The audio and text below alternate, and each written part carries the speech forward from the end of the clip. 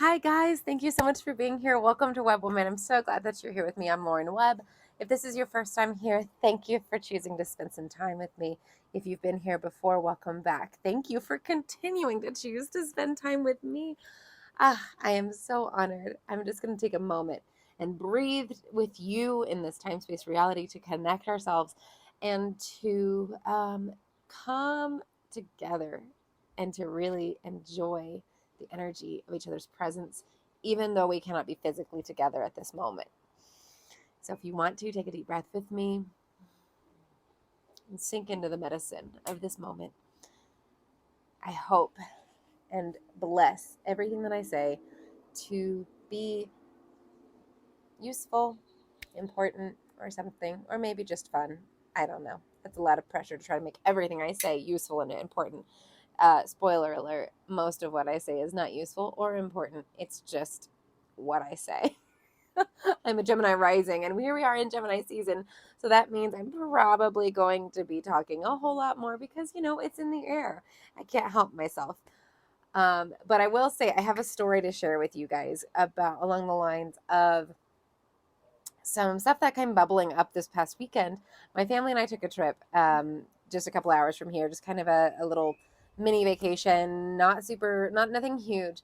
But it's a different time. My kids are older than they ever have been, obviously. But this time, the trip didn't have the same essence as some previous trips together did. And it caused so many different things to come bubbling to the surface. But what I mean by that is like, you get to different points in your healing journey and you feel pretty okay, I'll just say it. You feel pretty good about yourself, right? You feel like you know what you're doing. You feel like you can see the roadblocks as they're coming, right? You feel like the obstacles, like as they're coming, like you're going to start to notice them. Well, then a beautiful and wonderful thing happens, which is life comes in and brings you all the catalyst that it can and throws things your way. And this is like, I'm really not trying to be dramatic because it really, nothing bad happened. Nothing bad happened. And that's what makes some of these triggers, and some of them weren't even triggers. I'm getting ahead of myself. Words are important to me in case that hasn't come across yet. So I'll go back and correct my words so many times. But basically, what maybe you would traditionally call like a trigger happens. But what happened on this trip was more along the lines of I was noticing these things bubbling up to the surface, and I was watching them happen in real time, and I simultaneously was like excited that that was coming up because, hey, you got to feel it to heal it. It bubbles up, you can look at it, you can observe it, you can see something and know something, and then you can heal. On the other hand, I was extremely frustrated that I still had this work to do. Anybody else, like, do you ever get extremely frustrated at the amount of work that you still that keeps bubbling up? Like, you work and you work and you work on your soul, you work and you work and you work with yourself, and you enjoy yourself, and you learn to play, and you learn to be with your kids, and then guess what, your kids get older and they don't act the same way they did last time. They get unpredictable, or your spouse or whatever, or your job, if something changes, because life is about change. Life is about the potential turning into the kinetic, turning into the potential, turning into the kinetic, and that is that yin yang energy. And we wouldn't want it any other way because we are divine, the divine experiencing itself. And so just coming here and having everything just lay out for us, no good, right? That's like this completely defeats the purpose. So that all being said, here's what happens. Life really happens and you experience things. So I'm going to just go into my story. So basically, hold on one second. Y'all, I'm a sparkling water like nerd. I will drink so much sparkling water. It's embarrassing. It's embarrassing. You leave a comment if you also love to indulge in sparkling water. Anybody? Anyway, story. So I'm on this trip with my family. Multiple times throughout our trip, I noticed fear just bubbling up from, are the kids having a good time? Is my teenage son gonna like freak out at my daughter? Are we going to have a blow up? Is something gonna happen?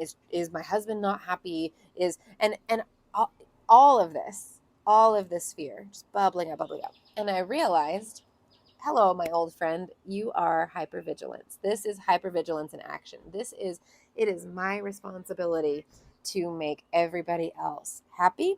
It is my responsibility to make sure that the world around me is not able to take advantage of me. It is my responsibility to it because the other part of that is it's my fault. It's my fault if something goes wrong. It's my fault. And that was an interesting thing to notice because I don't necessarily, and if you asked me consciously, if you came to me with the story I'm telling you, I would have all of these answers of it's not your fault, it's not your responsibility. Like I know it, right? I know it all right there. But that doesn't mean that I am actually good at putting into practice the letting go of this hypervigilance. And so it kind of all culminated. Everything was fine. No one was unhappy. Everybody was having a great time. And everything, like, after my husband would ask the kids, like, what was your favorite part of the day? And what was your favorite part of the day? And, they each had great things to say. And I was kind of like, oh, you actually were having fun, even though it didn't seem like you were having fun. But anyway, it culminated onto Saturday, and we went into the shop that we found. We found this big old vintage mall, like kind of an antique mall that has a bunch of different booths and stuff like that. And my daughter and I love going to places like that. So we found this place by some chance. I'm saying that sarcastically in case you didn't, or tongue in cheek, a little tongue in cheek, in case you can't catch on that vibe. By some chance, we find this antique mall, which is the place where my son wants to go look for records, and so we go. And my daughter and I go, and we're walking around, and we find this back corner. In this back corner is this booth, and the woman who curates the booth is actually there. And she was this beautiful, wonderful soul, this tiny woman who just had just a smile on her face. But in the meantime, I said, hi, hi, how are you? A very normal response to running into somebody. That's, I don't know if that's a Southern thing or if that's what everybody does, but that's what you do here in Texas. You see somebody, say, hi, how are you? And they say, good, how are you? And that's pretty much, ta-da, we're done. But she was not good. She had an entire story to tell me about her having a really horrible day. And I would love to sit here and tell you that I sat down and was curious and all of these things. Now, I'm going to tell you, I did sit down and we were curious and I did look at all of her stuff. But I'm going to tell you, I'm going to tell you what we did. And then I'm going to go back and I'm going to tell you what I was thinking, okay? Because what I was thinking is important to this because it revealed to me some narratives that I was not aware of were still really, really powerful, and some vibrations that I still have running in the background that left undone could attract to me the very things that I have been the most fearful of. And it turns out my family line has been the most fearful of. So here's what I did. Walked up, said, hi, how are you? She said, I'm having the worst day of my entire life. And I was kind of shocked. The worst day of your entire life? Like, what happened? And I said, are you okay? What's going on? Is there anything I can do? And she proceeded to tell me how the lights were out and she had just had reconstructive back surgery. She died twice on the table and wasn't supposed to live and wasn't supposed to walk. And here she was walking around, obviously impaired because her spine had been reconstructed and all of these things. And so Jay and I were just listening and talking to her, and I was interacting. And I look to the left and I see 2 or 3 or 4 curio cabinets filled with jewelry. Now, this jewelry was obviously very precious because it was crystals and rocks. There was rock crystals on necklaces, pieces that I've never seen before. And if you have followed me at all on Instagram or anything like that, like I'm kind of a crystal junkie. I love, love, love rocks. I love crystals. I love minerals. I love rocks. I love specimen. I love all of it. I love the metaphysical. I love the physical. I love all of it. It's absolutely fascinating to me. Anyway, so she has these curios full of jewelry and stones. And Jaya and I, of course, like gasp when we see it. And we're, oh my gosh, this is so beautiful. So she comes over and she starts pulling pieces out for us to look at. And I grab a piece and I'm holding on to it. And I'm debating if I want it. And then Jaya finds a piece that she wants, and I sat down and I put down the piece that I was holding on to, and I decided to get Jaya the piece. And this woman looked at me and said, you know, no, you're a mom and you're putting yourself second. I know you're doing this because moms do this. You put yourself second. And part of me, I kind of said, well, it's okay, and my good girl conditioning was coming out very strongly of, you know, no, it's okay.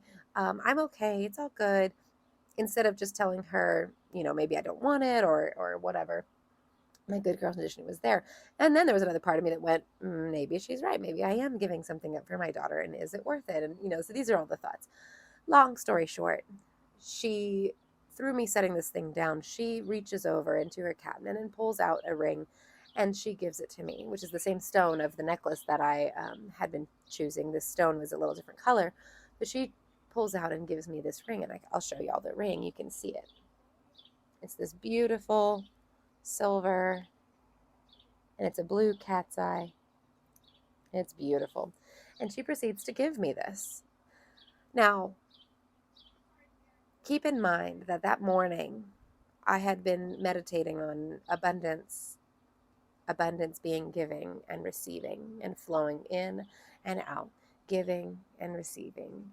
Yeah, it flows to me easily. Abundance, what is that beautiful chorus? Abundance is energy. It flows to me easily. That song was playing in my head. And now, so all of this, you'd think, oh, there you go. There's abundance in action. Sure, fair enough. Now let's rewind. Rewind the clock and go back to when I first interacted with this woman. My thoughts immediately went to, you're not telling the truth. And I say my thoughts, the tape that started playing. It's not like I was actually having these thoughts.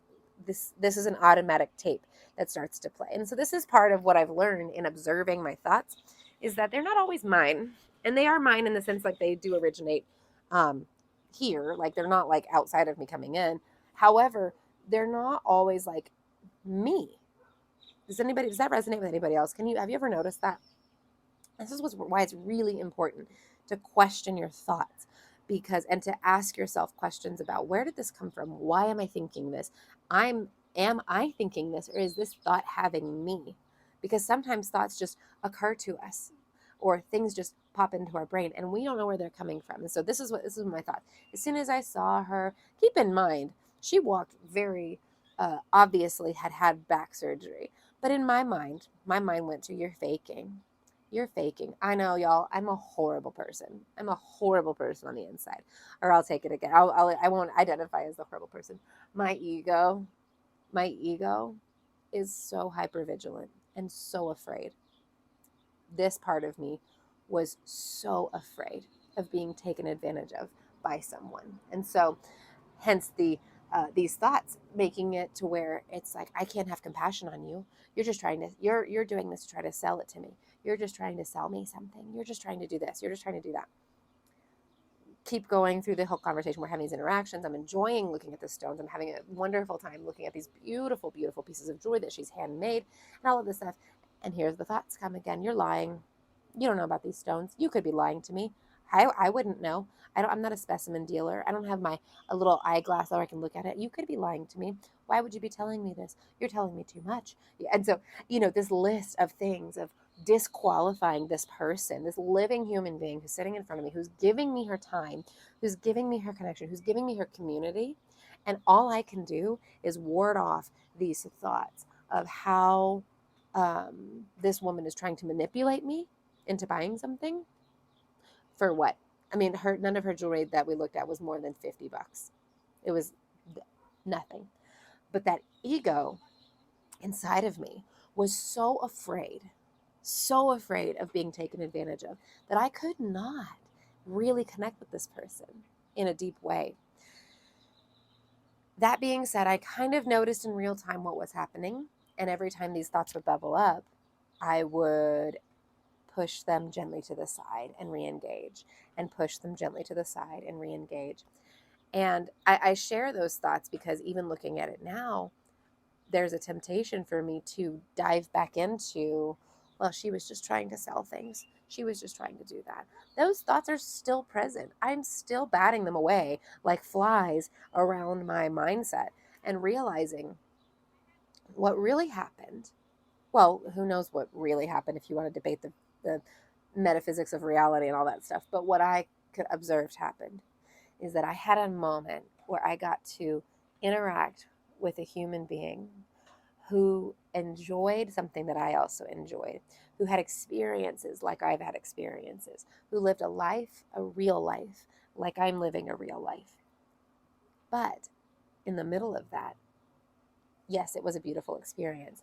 But on the other side, it also had this shadow, which was asking to be released. This shadow part of myself, these thought processes, this tape that has played in my mind for who knows how long, who has played in my family line. My family throughout generations has had people take advantage of them, has had situations fall through where they were the patsy for scams. I mean, you name it. I mean, everybody's had their things. But, I could feel the intensity of distrust when, and this wasn't from my spirit. Let's be clear. Like, this wasn't intuition talking. This was completely an egoic mind thing, okay? And if those words don't make sense to you, that's totally okay. It's not for you. But I just wanted to share this experience because on looking back at it, now, and here's the last thing, get this.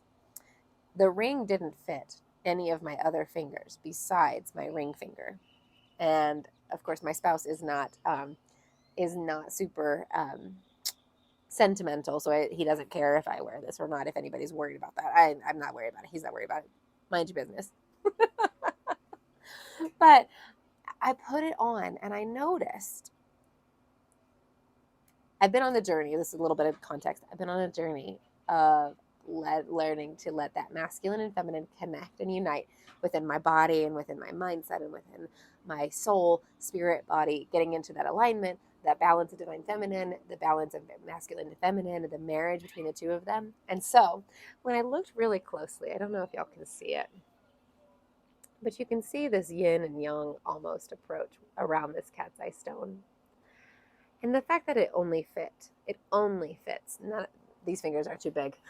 It only fits this finger, which if you can't tell based on the camera is the like traditional ring finger for the marriage. And I found that to be one of those beautiful moments of confirmation of this was a divine encounter. So what's the point?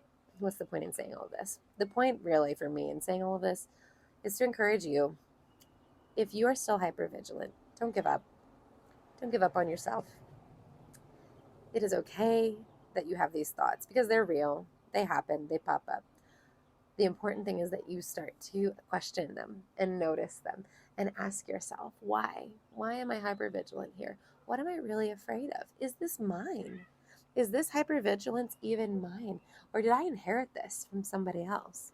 And if that's the case, if you did inherit it, if it is yours, even if it's from your own traumas,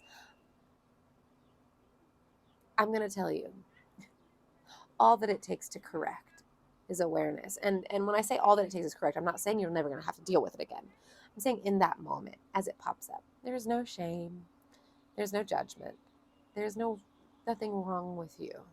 There is nothing wrong with you. You are okay. It is the byproduct of living life in this world, on this earth plane. You have a good reason for that vigilance. Just ask yourself if that reason still exists in this moment, right now, right where you are, right when you experience your hypervigilance. Asking yourself, is this necessary? Is this still protecting me? Or, like in my case, is this keeping me from connecting in a way that is powerful to the world around me? Thank you for being with me. I hope this helps. If it did, leave me a like, comment, or share it with somebody that you know could use some encouragement today. Bless y'all.